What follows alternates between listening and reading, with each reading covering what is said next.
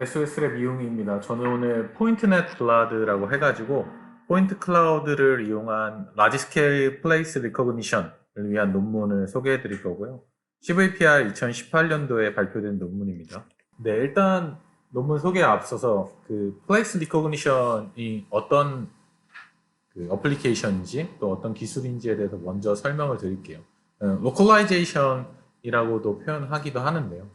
이 주어진 지도 정보가 있을 때, 나한테 어떤 데이터가 있고, 이 데이터가 어디를 나타내는지를 알아내는 기술입니다. 그래서 아래 그림에서 보시면 어떤 도심 지역을 돌아다니면서 여러 군데에서 사진을 찍고, 그 다음에 그런 사진들을 모아가지고 이 도심에 대한 3D 모델링을 할 수가 있어요. 그래서 가운데 라지 스케일 3D 모델이라고 하는 게 서로 다른 시점에서 이제 촬영한 그 위치가 표시되어 있는 지오 태그드 이미지를 통해서 복원한 3D 모델이라고 했을 때 우리가 어디인지 모르는 그런 이미지 한 장으로부터 이 이미지가 과연 이 지도 내에서 어디를 나타내는 것일까를 알아내는 문제입니다.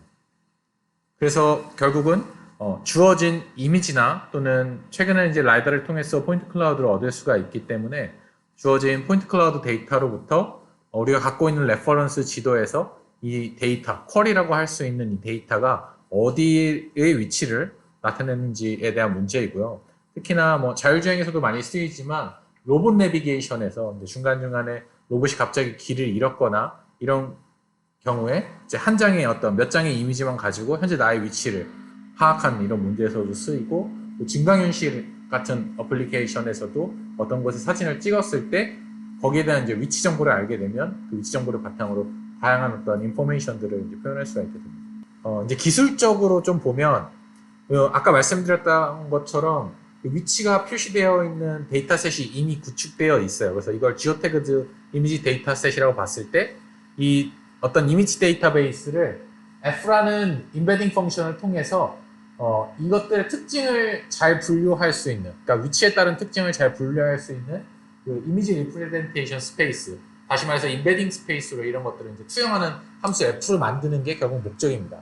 그래서 기존에 있는 데이터베이스를 우리가 어떤 인베딩 스페이스로 이렇게 다 프로젝션을 한 다음에, 매핑을 한 다음에, 이제 우리가 데이터베이스에 갖고 있지 않은 어떤 쿼리 이미지 또는 쿼리 데이터가 들어왔을 때 이것도 똑같이 이제 F로 해당 인베딩 스페이스에다가 매핑을 하면 결국 이 F에 대한 피처가 나오겠죠. 또는 디스크립터라고도 표현할 수 있는데, 그리고 이 디스크립터를 기준으로 기존의 데이터베이스를 매핑시킨 거랑 그 다음에 지금 들어온 쿼리를 매핑시킨 거랑 비교했을 때 가장 가까운 애가 결국은 가장 유사한 어떤 특징을 갖고 있는 지점이기 때문에 동일한 위치 또는 비슷한 위치를 가질 것이다 라고 하는 것이죠. 그러면 결국은 주어진 데이터베이스 그리고 쿼리 데이터가 들어왔을 때 이 두 가지를 어떻게 잘 매핑할까에 대한 어떤 문제로 바뀌게 됩니다. 이미지 기반의 방법들에서는 전통적으로 좀 전에 설명드렸던 것처럼 먼저 데이터베이스에서 로컬 디스크립터들을 찾아내고요. 검출한 다음에 그런 로컬 디스크립터들을 모아가지고 이 전체 맵에서의 어떤 위치를 잘 나타낼 수 있는 글로벌 디스크립터를 설계를 합니다. 그 다음에 이제 쿼리 데이터가 들어왔을 때 그 쿼리의 데이터에 대해서도 똑같이 로컬 디스크립터를 뽑고 그 로컬 디스크립터들을 이용해서 이제 글로벌 디스크립터를 만들죠. 그러면 결국은 이 앞서 데이터베이스에서 만들어졌던 어떤 글로벌 디스크립터랑 그다음에 현재 쿼리 데이터로부터 만드는 글로벌 디스크립터를 비교해가지고 이제 매칭이 되는 것들이 가장 유사한 위치가 되겠죠. 근데 이렇게 추정한 위치는 이제 상당히 오차가 많기 때문에 이거를 이제 coarse localization이라고 하고, 그다음에 이렇게 먼저 대략적인 위치를 찾은 다음에 거기에서 이제 다른 어떤 뭐 PNP 알고리즘이나 또는 Geometry Verification 이런 알고리즘을 통해서 좀 더 이제 정확한 카메라의 포즈 또는 우리가 데이터를 찍은 위치를 이제 fine localization을 하는 과정을 거칩니다. 그래서 이미지에서는 이제 가장 대표적으로 Shift라는 로컬 피처들을 통해서 영상 내에서 이렇게 어떤 특징점들을 찾아낸 다음에 이런 것들을 Bag of Words나 블라드 같은 어떤 글로벌 디스크립터 형태로 만들 수 있는 기법들을 통해서 글로벌 디스크립터들을 만들고 이것들을 비교해서 이제 주어진 쿼리가 어느 위치를 나타내는지를 이제 알게 됩니다. 그리고 그런 것들을 할 수 있게 만드는 게 F라고 보시면 되겠습니다. 근데 이제 기존의 이미지 기반의 방법들에서는 이 로컬 디스크립터, 특히나 뭐 시점의 변화 또는 상황의 변화에 굉장히 강건한 이런 로컬 디스크립터가 잘 설계가 되어 있었고 연구가 많이 되어 왔기 때문에 이런 로컬 디스크립터를 뽑고 그것들로부터 글로벌 디스크립터를 정의하는 이런 투스텝 어프로치가 이제 잘 연구가 되어 왔는데, 반면에 이제 라이다 스캔과 같은 어떤 포인트 클라우드 데이터에서는 이런 그 인베리언트한 어떤 상황의 인베리언트한 로컬 디스크립터들에 대한 연구가 좀 부족했습니다. 그래서 플레이스 리커그니션 또는 로컬라이제이션에 대한 성능도 당연히 좀 저해될 수밖에 없었죠.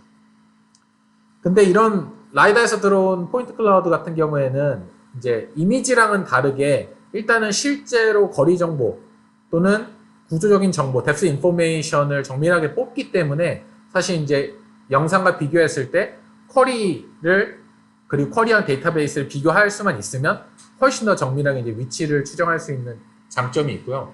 또 한편으로는 영상 같은 경우에 이제 아래 그림을 보시면 왼쪽과 오른쪽의 데이터는 동일한 장소에 대해서 서로 다른 시간대에 찍은 겁니다. 왼쪽은 겨울에 주간에 찍은 사진이고 그 다음에 오른쪽은 여름에 밤에 찍은 사진입니다. 똑같은 위치를 찍었지만 영상 같은 경우에는 이런 이미지 변화에 상당히 영향을 많이 받게 되고 이 두 개의 이미지가 같은 장소를 나타낸다는 것들을 사람도 인지하기가 쉽지가 않죠. 반면에 위에 보이시는 포인트 클라우드 데이터 같은 경우에는 이러한 일루미네이션 체인지 또는 라이팅 컨디션의 변화에도 상당히 강건하기 때문에 이런 것들을 통해서 이제 좀 더 장점을 가져갈 수가 있습니다. 그래서 본 논문에서는 그 포인트 클라우드 쿼리 데이터로부터 플레이스 리커그니션, 로컬라이제이션을 할 수 있는 엔드-투-엔드 모델을 소개하고 있고요. 이를 위해서 포인트 클라우드로부터 로컬 디스크립터를 추출할 수 있는 포인트넷이라는 기존의 연구와 그 다음에 여러 개의 로컬 디스크립터를 결합해서 꽤 강건한 글로벌 디스크립터를 딥러닝 방식으로 만드는 이미지 기반의 넷블라드, 이 두 개를 이제 퓨전시키는 방법을 제안을 합니다. 그러니까 기존의 넷블라드 논문은 영상에서 피처 익스트랙션을 한 다음에 그것들을 이제 글로벌 디스크립터로 만드는 방법론이었는데요. 여기서는 그 앞단의 컨볼루션 뉴럴넷을 통해서 피처 익스트랙션을 하는 부분들을 포인트넷으로 대체함으로써 포인트 클라우드에 대해서도 이런 플레이스 리커그니션을 할 수 있도록 만든 거라고 보시면 되겠습니다. 그리고 이 논문에서는 또 다른 한 가지 이제 기법이 사용되는데요. 바로 유사도 학습이라고 불리는 매트릭 러닝입니다. 매트릭 러닝은 어떤 거냐면 비슷한 것들은 비슷한 것들끼리 그 피처 공간에서 뭉치게, 그리고 서로 다른 클래스의 것들은 멀어질 수 있도록 학습하는 것입니다.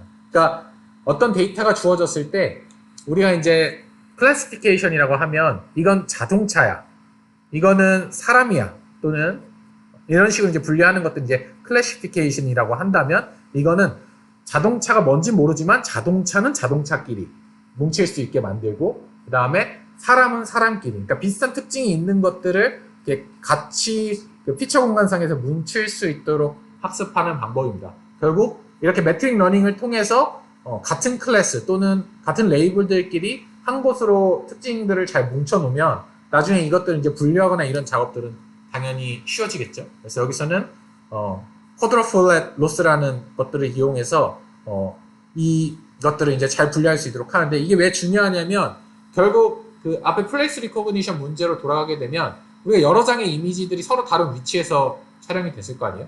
그러면 A라는 위치에서 찍은 이미지는 어떤 방향에서 찍었든 다 A라는 공간을 나타내고 있기 때문에 그 A라는 지점에서 찍은 이미지들은 다 같은 어떤 피처 공간으로 모이는 게 좋고, 그 다음에 A와 다른 B라는 지점에서 찍은 이미지는 어떤 형태를 갖고 있든 이 A의 피처 스페이스와는 멀어지는 게 나중에 이것들을 이제 구분하는 데 굉장히 좋겠죠. 그런 관점에서 매트릭 러닝을 사용했다고 보시면. 네, 그러면은 이제 문제를 수학적으로 좀 정의를 할게요. 일단은 우리가 레퍼런스 맵은 3D 포인트 클라우드 형태로 갖고 있다라고 이제 가정을 합니다. 미리 이런 것들을 이제 데이터베이스를 사전에 구축을 해 놓고요. 그래서 여기서 레퍼런스 맵을 캐피탈 M이라고 볼 수가 있습니다. 그리고 이 레퍼런스 맵을 여러 개의 서브 맵으로 쪼개는데요. 여기서 각각의 서브 맵들은 M1부터 M까지는 똑같은 에어리어를 커버하고 그 다음에 그 안에 들어있는 포인트 클라우드의 개수는 동일하다고 가정을 합니다. 이거는 문제를 쉽게 풀기 위한 방법인데 결국 전체 큰 어떤 맵을 똑같은 영역으로 m개로 쪼갠 다음에 그 각각의 m개에 있는 데이터의 개수도 포인트 클라우드도 완전히 똑같은 숫자로 이제 맞추는 거죠. 그러면 우리가 실제로 풀고자 하는 문제는 뭐냐면 어떤 새로운 쿼리 데이터가 들어왔을 때 이 쿼리 데이터가 커버하고 있는 면적이 아까 서브맵 쪼갠 크기와 비슷하고 같고 그 다음에 이 데이터의 개수, 포인트 클라우드의 개수도 우리가 지정한 개수랑 똑같다라고 하면은 그 쿼리로 들어온 포인트 클라우드와 가장 유사한 피처를 가지는 서브맵을 찾는 문제로 되는 거죠. 그러니까 전체 맵 중에서 이 들어온 쿼리 데이터가 어느 위치에 가장 잘 매칭이 될 것인가를 찾는 문제로 정의가 되게 됩니다. 그러면 이거를 한 스텝 더 들어가서 딥러닝 모델을 설계한다는 관점에서는 어떤 문제가 되냐면 포인트 클라우드라는 데이터, 여기서는 P라고 할게요. P가 들어왔을 때 어떤 매핑 펑션 F를 학습하는 문제로 바뀝니다. 그래서 이 F라는 것은 structural similarity, 그러니까 구조적으로 또는 기하학적인 특징이 비슷한 것들은 그 F로 매핑했을 때 특징들이 비슷한 값을 나타내게 만들고 그 다음에 구조적으로 비슷하지 않은 것들은 디스턴스가 멀어지는 피처 스페이스를 갖도록 설계하는 그런 F를 학습하는 게 딥 뉴럴넷의 여기서 이제 설계하고자 하는 목적이고요. 그럼 결국 앞에 데피니션과 이 뉴럴 네트워크를 합치면 우리가 어떤 데이터를 뉴럴넷에 입력을 시켜가지고 그 F라는 뉴럴넷이 이 P라는 데이터를 어퍼 P라는 값으로 매핑을 시켰어요. 그랬을 때 그 어퍼 P와 그 다음에 기존에 우리가 M이라는 서브맵이 있었는데 이 M을 뉴럴넷에 넣어서 이 M이 어퍼 M으로 바뀌었을 때 가장 잘 매칭되는 어퍼 P와 어퍼 M을 찾으면 결국 그 두 개가 가장 유사한 공간에 존재하기 때문에 우리가 입력으로 놓은 쿼리 P는 결국 M에 위치할 것이다 라고 이제 문제를 풀 수가 있는 거죠. 자, 그럼 네트워크를 실제로 잘 볼게요. 아까 말씀드렸다시피 이거는 크게 기존의 포인트 클라우드에서 피처를 익스트랙션하는 포인트넷 그리고 로컬 피처들을 모아서 글로벌 디스크립터를 만드는 넷블라드 그 다음에 마지막에 풀리 커넥티드 네트워크로 구성이 됩니다. 그래서 포인트넷 같은 경우에는 저희 스터디에서도 꽤 이제 자주 다뤘고 대부분 포인트 클라우드 기반의 어떤 처리에서 앞단을 베이스라인을 이제 포인트넷으로 쓰는 경우가 많은데 기본적으로 정해진 숫자의 포인트 클라우드들이 들어왔을 때 이런 것들을 포인트 클라우드의 입력 순서에 상관없이 동일한 피처를 뽑을 수 있도록 해주는 딥러닝 모델이라고 보시면 되겠습니다. 그래서 포인트 클라우드로부터 그 포인트 클라우드를 대표하는 어떤 피처를 뽑을 수 있는 그런 네트워크인데 여기서 이제 이 포인트 클라우드가 주어진 데이터가 어떤 순서가 없기 때문에 그런 것들을 순서에 상관없이 또 동일한 피처를 뽑는 게 중요한데 기존의 포인트넷에서는 그런 과정을 맥스 풀링 레이어를 통해서 해결했습니다. 그러니까 결국 A부터 G까지 들어오나 G부터 A까지 들어오나 거기서 가장 큰 값을 뽑으면 결국 큰 값은 순서에 상관없이 이제 동일하다는 것이죠. 근데 여기서는 이 맥스 풀링 대신에 뒤에 붙이는 넷블라드 레이어가 결국은 맥스 풀링과 동일하게 들어오는 순서에 상관없이 동일한 로컬 피처를 출력할 수 있도록 하는 기능을 갖고 있다는 것들을 논문에서 증명을 하면서 그 부분을 이제 대체해서 사용을 하게 됩니다. 그래서 여기서 우리가 아까 말했던 것처럼 쿼리, 포인트 클라우드 P가 들어오면 그게 어떤 이 포인트넷을 통해서 D 디멘전의 로컬 피처로 변하게 되는 것이죠. 그러니까 여기서는 3차원 벡터, x, y, g로 표현된 3차원 벡터 n개가 들어왔을 때 이게 이 포인트넷을 통해서 n 곱하기 d 디멘저널의 어떤 피처 벡터로, 로컬 피처 벡터로 변하게 되는 것입니다. 그 다음에 이렇게 변환된 로컬 피처 디스크립터들이 이제 넷블라드를 통해서 글로벌 디스크립터로 변하는데요. 여기서 이제 이 VK라고 되어 있는 것들로 설명할 수가 있는데 이것들을 기존의 글로벌 디스크리터들이랑 좀 비교해서 설명을 드릴게요. 결국 문제는 뭐냐면 이제 이 초록색으로 표시되어 있는 것들은 아까 포인트넷을 통해서 또는 이미지의 어떤 CNN 기법들을 통해서 구해진 이제 로컬 피처들이라고 했을 때 이 로컬 피처들을 어떤 피처 스페이스에다가 이제 투영을 시키는 겁니다. 그래서 어떤 피처는 이쪽 클러스터로 가고 매핑이 되고 그다음에 어떤 피처는 이쪽 클러스터로 매핑이 됐을 때 이 이미지 한 장에 있는 모든 로컬 피처들을 우리가 미리 정해놓은 이런 피처 스페이스에다가 매핑을 시키고 이 각각의 클러스터가 몇 개의 로컬 피처들을 갖고 있는지를 히스토그램으로 나타내면은 이 이미지 전체를 표현할 수 있는 하나의 이제 글로벌 디스크리터가 만들어지는 겁니다. 그게 기존에 이제 웹 오브 월드라는 방법인데요. 그래서 이 로컬 피처들을 어떤 하나의 피처 스페이스에다가 매핑을 시킨 다음에 각각의 클러스터들의 속한 로컬 디스크리터들의 어떤 히스토그램을 만들어가지고 글로벌 디스크리터를 만드는 게 이제 웹 오브 월드 방법인데 이것들을 조금 더 개선한 것들이 2010년도 2010년도에 나온 블라드라는 방법입니다. 그래서 여기서는 단순히 그 어떤 개수를 카운팅하는 게 아니고 각각으로 프로젝션 시키면은 이게 이 클러스터 안에 있지만 어떤 것들은 클러스터의 센터랑 딱 가깝게 위치할 수도 있고 어떤 것들은 센터에서 멀리 위치할 수도 있잖아요. 그래서 이런 벡터들을 다 구해서 아까랑 똑같이 다 구하면은 결국은 아까는 여기 어떤 컨스턴트 값들이 히스토그램으로 나왔지만 여기는 벡터들의 히스토그램이 나오겠죠. 그래서 그냥 단순히 이제 매핑을 시키는 것까지는 같지만 매핑을 시킨 결과물을 가지고 글로벌 디스크립터를 만들 때 웹 오브 월드에서는 그 클러스터 안에 몇 개의 피처들이 속해 있는지 단순히 컨스턴트 값으로 각각을 매겼다면 이제 블라드에서는 이것들을 벡터 형태로 표현해가지고 조금 더 이제 표현력을 높여서 잘 구분을 할 수 있도록 만드는 것입니다. 그럼 넷블라드는 뭐냐? 넷블라드는 이 과정을 이 매핑하는 과정을 딥러닝을 통해서 하는 것입니다. 결국은 아까 보여드렸던 이 수식에서 여기 있는 WK와 BK를 합습하는 건데요. 이 수식을 다시 보게 되면 결국 어떤 값이 있을 때 이 x라는 값이 입력으로 들어왔을 때 얘를 여러 개의 클러스터들이 있겠죠. 클러스터 센터들을 기준으로 소프트맥스를 하는 거라고 보시면 되겠습니다. 그래서 소프트맥스는 결국은 여러 개의 어떤 클래스들이 있을 때 그 중에 가장 확률이 높은 클래스를 지정해서 거기서부터 순서대로 확률값을 매기는 거잖아요. 그러면은 그것들을 어떤 기하학적으로 봤을 때 뭐냐면 결국은 내가 속해 있는 클러스터라고 선택된 그러니까 확률이 가장 높은 클래스에 대해서는 기하학적으로 굉장히 가깝게 붙을 것이고 왜냐하면 가중치가 높기 때문에 그 다음에 나머지 클러스터에 대해서는 멀어지겠죠. 그러니까 아까 그 어떤 로컬 피처들을 글로벌 디스크립터로 매핑하는 과정에서 이런 것들을 매핑하는 과정을 학습을 통해서 진행을 해가지고 정해진 어떤 클러스터 센터들로부터 어느 센터에 속할 확률이 가장 높은지를 이제 슈퍼바이스드 러닝을 통해서 배우는 방법입니다.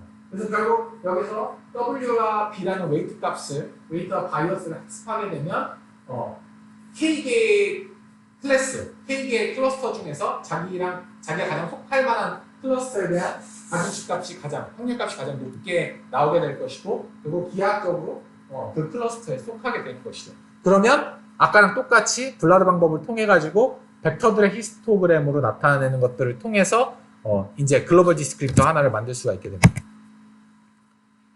네, 그리고 이 부분은 이제 좀 전에 보여드렸던 이 수식이 결국 이제 쭉 유도를 해보면 입력값에 그러니까 x가 어떤 순서로 들어오든지 로컬 피처들이 어떤 순서로 들어오든지 상관없이 결국은 이게 콤비네이션 형태로 나타내기 때문에 아웃풋이 이제 동일한 값을 나타내게 됩니다.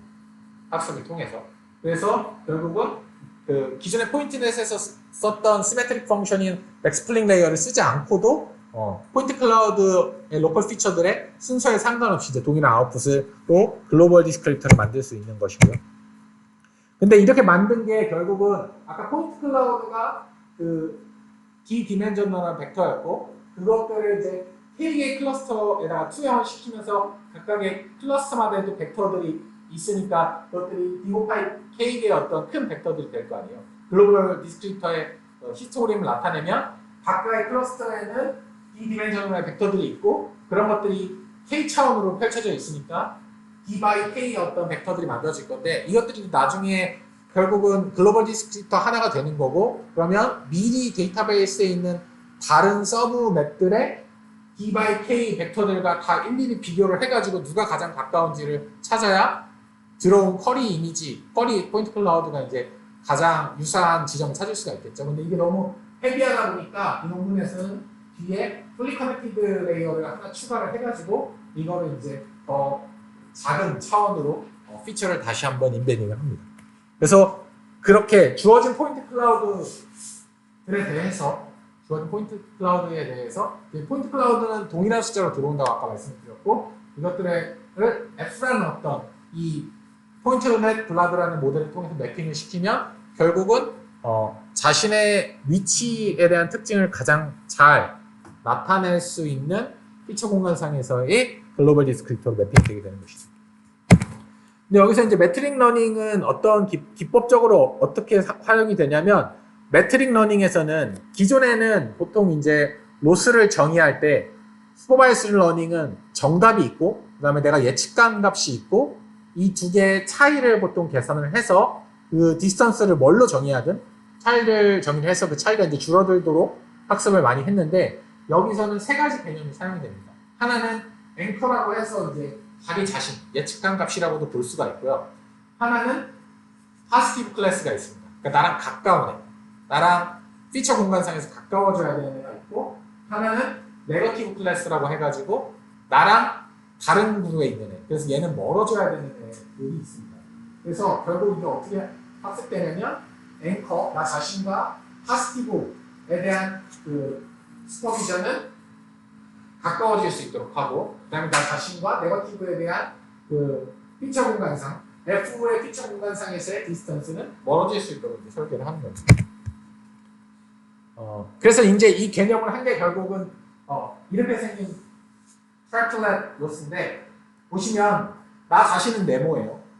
그래서 좀 특징이 다르지만 네모인 거는 가깝게 위치시키고 그 다음에 오각형인 거는 이제 멀리 위치시키는 거죠. 그러면 결국 로스는 어떻게 설계를 되냐면 이 아까 그 두 앵커 두 어떤 입력들에 대한 매핑 이후의 디스턴스를 나타내는 것들을 델타라고 했을 때 파지티브 클래스에 있는 것들은 더하고 그 다음에 네거티브에 있는 것들은 빼주면 이 결국은 로스가 작아져야 되는 거잖아요. 그러니까 로스가 작아지려면 파지티브에 대한 디스턴스는 작아져야지 이 전체가 작아지겠죠. 그리고 네거티브에 대한 디스턴스는 커져야 이 전체가 작아지겠죠. 마이너스니까.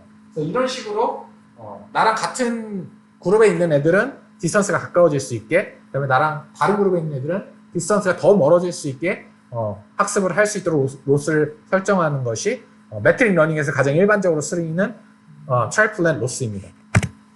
근데 이렇게 하면 문제가 뭐냐면 이제 가까운 애는 가까워졌어요. 근데 이제 네거티브 클래스들을 밀어내다 보니까 이 네거티브 클래스가 하나만 있는 게 아니고 A라는 네거티브 클래스도 있고 B라는 네거티브 클래스도 있는데 얘네를 나로부터 다 밀어내다 보니까 A랑 B 네거티브 클래스들이 붙은 거예요. 근데 A 네거티브 클래스 입장에서 보면은 C라는 애 앵커도 중요하지만 이 B 네거티브 클래스랑도 또 멀어져야 되는 거잖아요. 그래서 여기서 이제 쿼드러플렛 로스라는 것은 결국은 파지티브, 네거티브만 비교하는 게 아니라 네거티브와 네거티브도 더 멀어질 수 있도록 이렇게 학습할 수 있도록 텀을 하나 더 추가해서 보시는 것처럼 가장 가까운 애 그리고 그 다음에 다른 어떤 클래스에 대한 것들과는 또 다른 어떤 마진을 두고 이렇게 공간상으로 분리가 될 수 있도록 로스를 설계하는 겁니다. 그래서 여기서 앞에서 요 부분까지 요 앞부분까지가 결국 트라플렛 로스인데 그 뒤에다가 네거티브 클래스끼리 또 멀어질 수 있는 그 텀을 둠으로써 피처 공간상에서 이 전체의 데이터들이 우리가 원하는 대로 잘 이렇게 구분될 수 있도록 분류될 수 있도록 학습을 하는 것이죠. 그래서 이 방법을 이제 평가하기 위해서 네 가지 데이터셋을 썼습니다. 그래서 옥스포드 로보카 데이터셋과 그 다음에 그 직접 수집한 US RA BD라는 세 개의 데이터셋을 썼고요. 이런 것들을 수집하기 위해서 실제로 이 공간들을 이제 라이다를 가지고 계속 스캔을 하면서 레퍼런스 맵도 만들고 각각의 지점에 대한 데이터셋과 그것에 해당하는 로케이션 좌표 값들을 이제 다 수집을 합니다.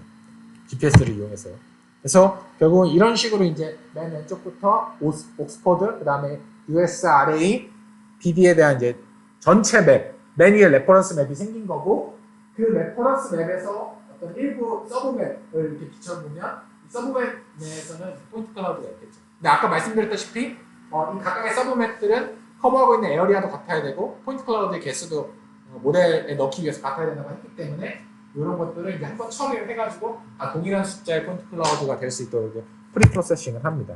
그게 지금 이 장에서 말씀드리는 거고요. 그래서 전체 맵에서 서브 맵을 나눈 다음에 그 주민 서브 맵에서 결국은 그 다운 샘플링을 통해 가지고 모든 서브 맵들의 어떤 포인트 클라우드가 동일한 개수로 할 수 있게 만들고, 마찬가지로 쿼리 포인트 클라우드에 대해서도 똑같이 이 다운 샘플링을 통해 가지고 똑같은 개수로 맞춥니다. 여기서는 4096개의 포인트로 맞췄고, 결국 이게 아까 포인트넷의 인풋 개수가 되는 거죠. 그러니까 포인트넷은 4096 곱하기 3짜리 벡터가 되는 것입니다. 그리고 이제 평가를 하기 위해서 같은 맵을 여러 번 만들어요. 그러니까 오늘 레퍼런스 맵을 만들고 그 다음에 내일 그 다음날 찍은 거를 여기 위에다가 더하는 게 아니고, 그 다음날 찍은 레퍼런스 맵은 또 동일한 지점이지만 다른 레퍼런스 맵으로 이제 만들어 놔가지고 결국 테스트를 할 때도 어제 만들어 놓은 레퍼런스 맵에서 쿼리 한 장을 뽑고, 그 다음에 동일한 위치에 대해서 동일한 지역에 대해서 오늘 만든 레퍼런스 맵들을 서브 맵과 비교해가지고 로컬라이제이션이 잘 되나 비교를 합니다.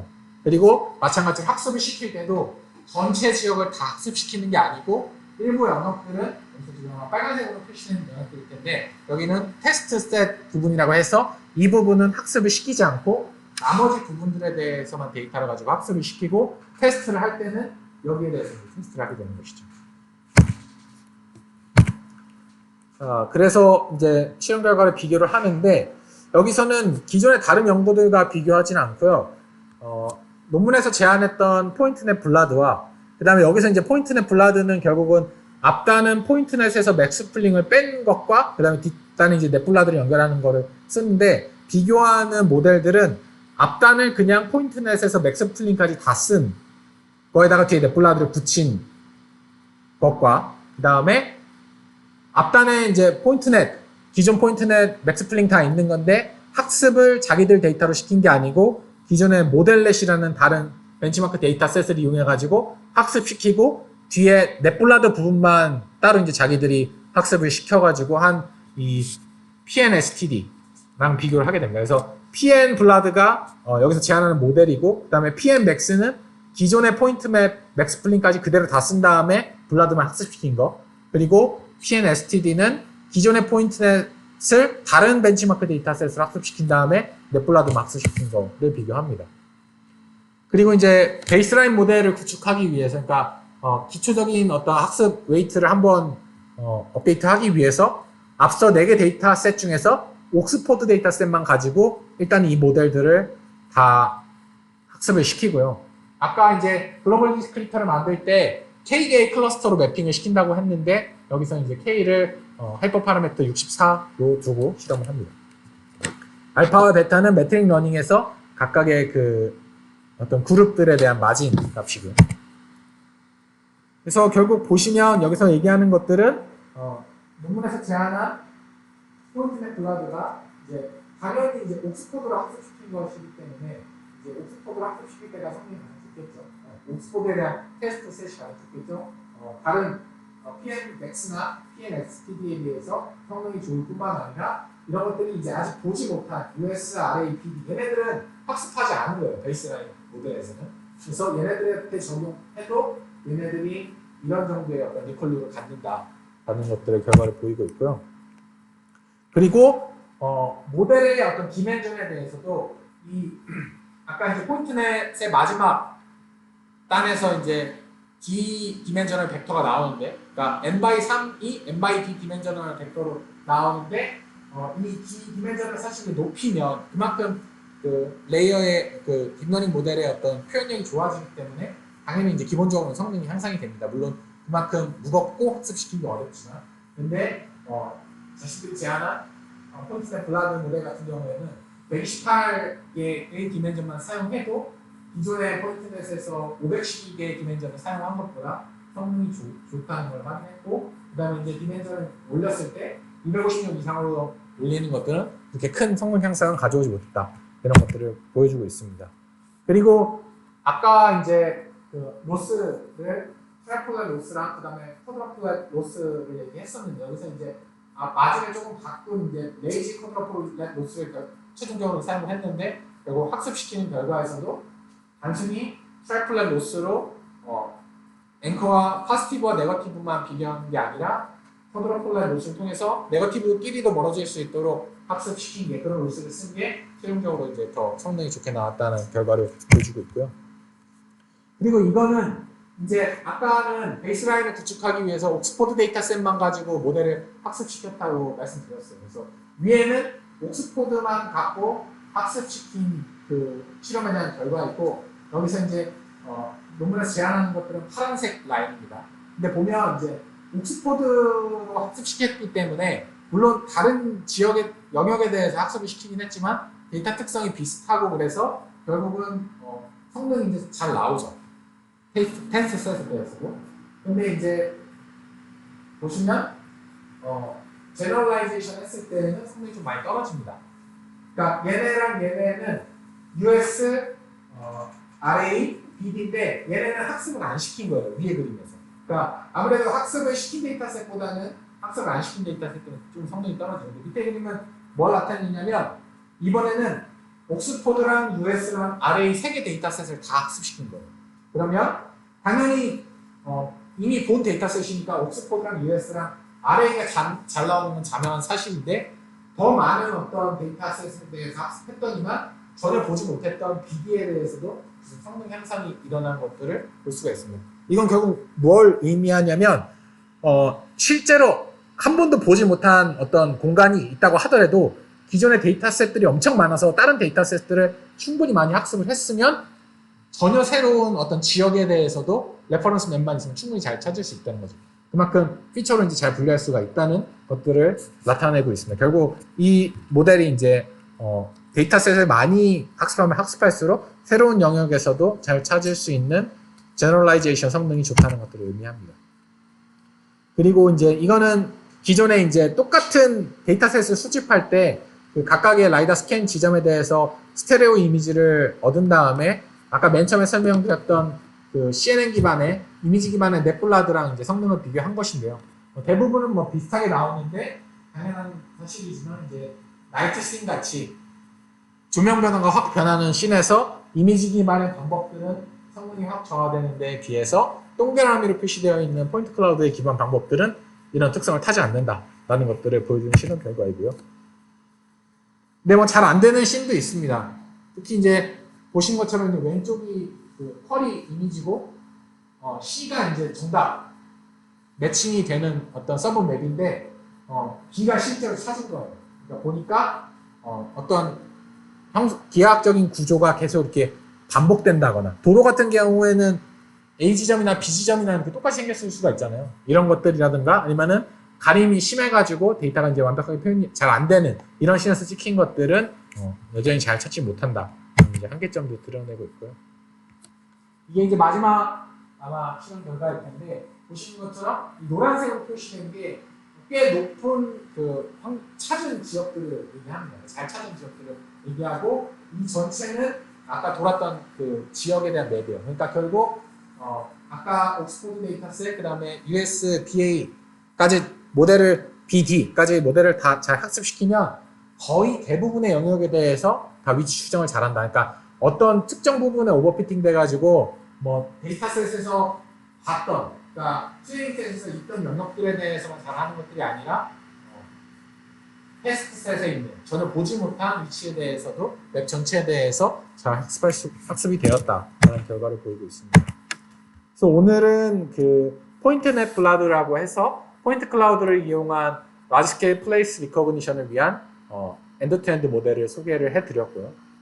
여기서 기존의 포인트넷과 그 다음에 넷블라드를 이제 결합을 해가지고 포인트 클라우드에 맞는 로컬라이제이션 방법을 제안을 했고, 이 인베딩 스페이스에서 피처들을 잘 분리하기 위해서 쿼드래플렛 로스를 이용한 매트릭 러닝을 사용을 했습니다. 네, 오늘 발표는 여기까지입니다. 감사합니다.